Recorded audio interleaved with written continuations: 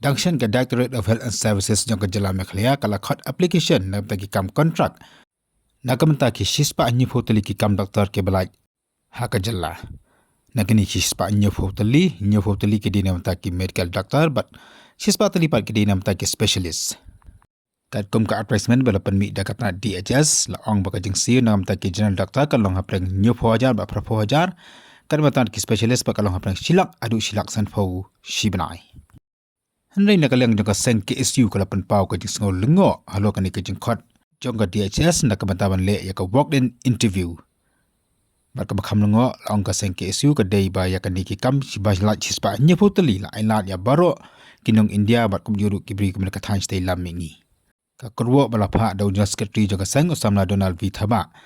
ka ong bali ba ka sokar jela ka ban khot de ki briun na keleng ki jaga jong kari India ha ba ki bun ki samla jong ka jela ki bala pendap ya ka jong puli doktor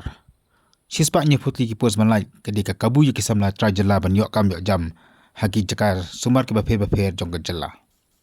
ka seng ka ong ba ka ni ka kam ka di tang jong ka jela Meghalaya ka ta umde setiap ban ailat ya ki briun ka thai stay la mingi ba kam juru ya ki pat ki nong India manon tre ha ka ni Samla Donald obu ka jeng keliru hatu ka DHS ka de jong ka jela Meghalaya ne ka de jong ka di India hi barok away baru ka juga poru obu ka jeng keli bale bi ka ne exam on pelong bej da ka Meghalaya Medical Recruitment Board ulo angru ba ka DHS ka de ban long ka nong ai kam mi ki samla tra jela umde ye ki pat kinong India